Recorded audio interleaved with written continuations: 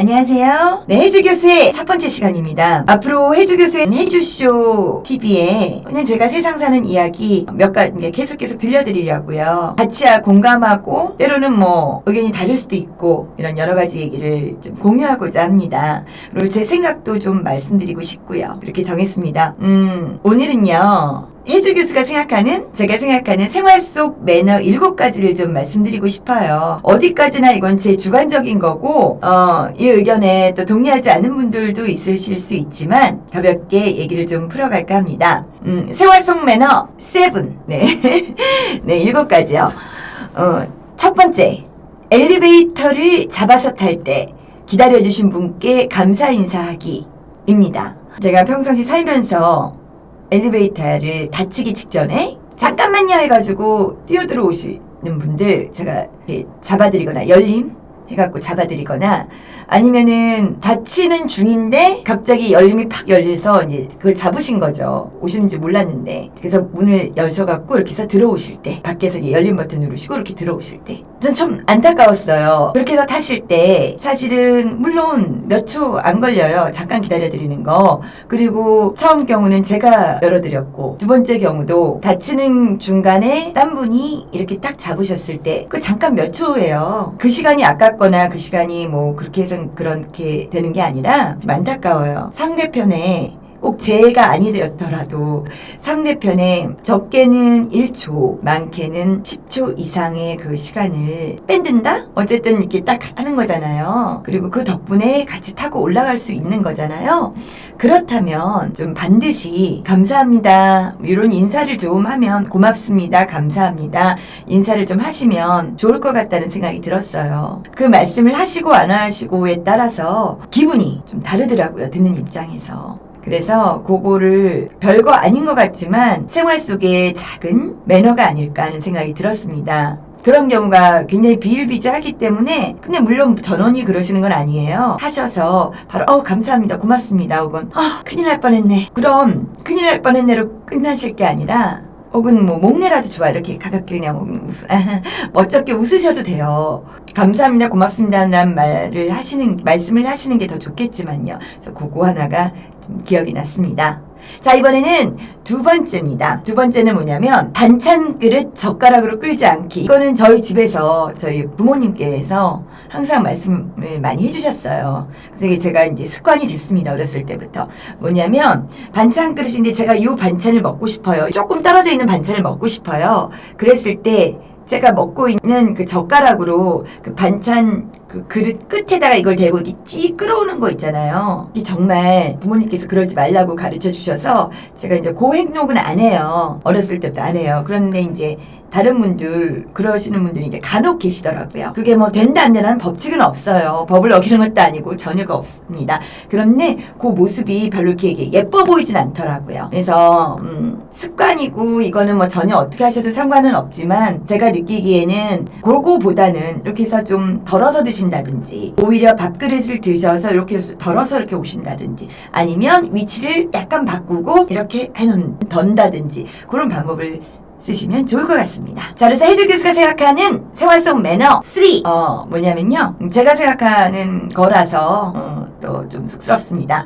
뭐냐면, 사람 다리 넘어다니지 않기예요. 이것도 저는 그냥 부모님께 배운 얘기인데, 이렇게 나이 상관없고요. 다리를 뻗고 어린 아이든 어른이시든 간에 다리를 뻗고 있는데 그 다리를 막 껑충껑충 뛰어넘고 다니고 그런 모습은 그러다가 진짜로 밟을 수도 있고요. 그러니까 좀 조심해야 되지 않을까 싶어요. 그래서 사람 다리를 넘어다니지 않게. 그래서 저는 이렇게 다리 뻗고 계시면 그 다리를 돌아서 이렇게 쭉 돌아서 갑니다. 네. 네. 그러봤자 이제 한 3초 차이에요. 3초, 4초? 네. 10초 이내예요. 그래서 그 방법이 좋지 않을까 하는 말씀 드려봅니다. 제가 말씀드린 이 7가지는 여러분들이 이거는 이 말을 하는 것 자체가 이해가 안 돼요 하실 수도 있는 부분이지만 그래도 그냥 이렇게 들어주세요.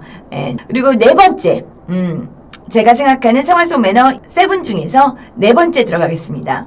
이불 질겅질겅 밟지 않기. 이불이 펴 있잖아요. 펴 있으면 그 위를 다니신다 치면 그 덮는 이불을 약간 이렇게 제쳐두고 그 다음에 뭐 밟을 일이 있다면 밟으셨으면 좋겠어요. 덮는 이불이 이렇게 덮여 있는 상태에서 그 위를 질겅질겅 밟는 모습은 잠자리고 그렇게 하니 안 해주셨으면 하는 바람이 있습니다. 이제 제가 듣고 배워온 거긴 한데 그냥 참고로 말씀을 드리는 거예요. 네, 어디까지나 제 기준이고 또 이렇게 배운 거기 때문에 참고로 해주세요. 다섯 번째는 뭐냐면 마주치면 먼저 다가가서 눈 보고 인사하기입니다. 별거 아닌 것 같은데 저는 굉장히 좀 인사를 잘 하는 편이에요. 그래서 마주치죠. 그러면은 나이로 말씀드리는 거예요. 뭐 윗분 아랫분 할 것 없이 제가 먼저 다가가서 안녕하세요 혹은 안녕 하고 인사를 해요. 그리고 눈 마주치면서 인사를 하고요. 물론 이렇게 좀 그런 경우는 예외로 될 수 있겠죠. 좀 쑥스러워하는 사이라든지 그런 경우는 좀 약간 이렇게 눈을 약간 웃으면서 약간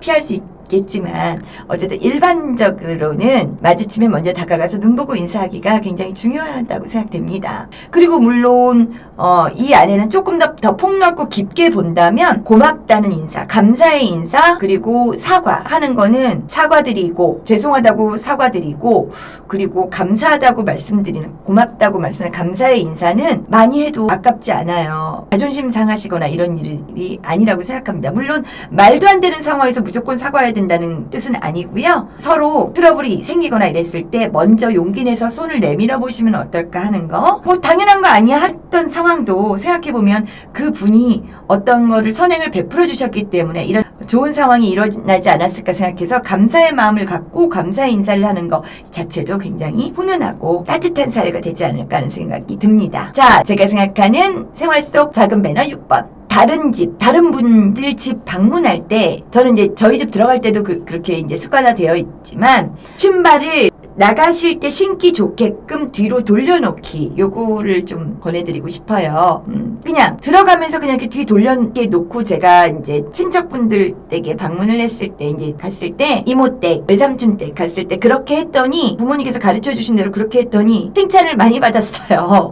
그래서 말씀을 드린 거예요. 그리고 제가 실명을 밝히긴 그렇지만 어떤 6, 7년 전쯤인가 몇몇 선배님들이랑 같이 식사를 한 적이 있었는데 그 중에서 남자 선배님 한 분이 이런 얘기를 하셨어요. 왜냐면 이제 공인이시라 성함을 밝히기가 그렇지만 그 배우 선배님 한 분이 이런 말을 하셨어요. 어떤 그 여자친구를 집으로 초대했는데 들어오면서 바로 신발을 이렇게 뒤로 돌려놓은 본인 신발을 돌려놓고 그리고 자신의 신발도 이렇게 돌려주고 이런 모습에 반해서 결혼을 결심했다.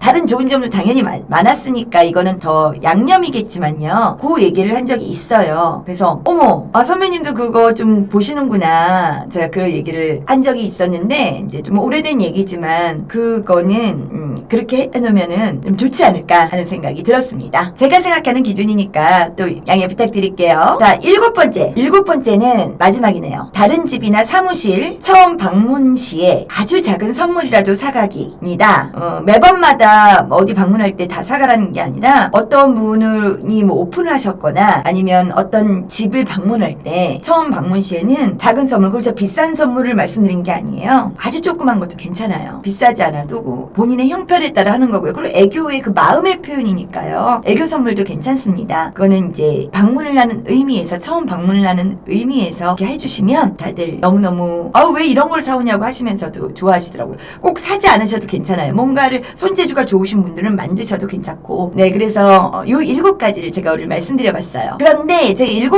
마지막 7번째에서 예외를 말씀을 드릴게요. 예외는 저의 연구실입니다.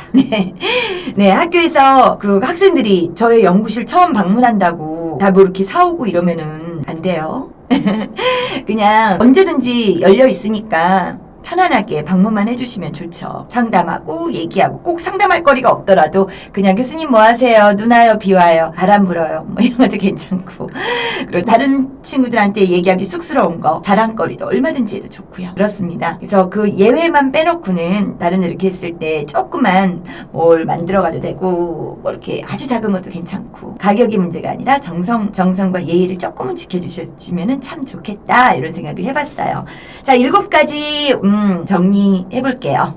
저 혼자의 정리예요. 여러분과 그냥 공유하고 싶었어요. 왜냐면 제가 사는 세상 사는 이야기니까 여러분과 공유하고 싶었습니다. 자, 1번 7가지죠. 1번 엘리베이터를 잡아서 탈 때 기다려주신 분께 감사 인사하기. 2번 반찬 그릇 젓가락으로 끌지 않기. 3번 사람 다리 넘어다니지 않기. 4번 이불 질겅질겅 밟지 않기. 5번 마주치면 먼저 다가가서 눈 보고 인사하기. 6번 다른 분 집 방문할 때 신발을 뒤로 돌려놓기. 7번 다른 집이나 사무실 처음 방문 시 아주 작은 선물이라도 사가기. 만들어 가셔도 되고 아주 작은 선물도 괜찮고요. 혹은 이것도 괜찮아요. 꼭 선물을 사지 않더라도 왜 손편지나 카드 이런 것도 괜찮아요. 저는 손편지나 카드 같은 경우는 특별할 때 많이 쓰거든요. 특별할 때는 이게 자주자주 쓰고요. 그 다음에 이제 아니면 가끔 하고요. 자, 그러면 오늘 참 7번은 예외는 저의 연구실이라고 말씀드렸죠. 오늘은 여기서 마치도록 하겠습니다.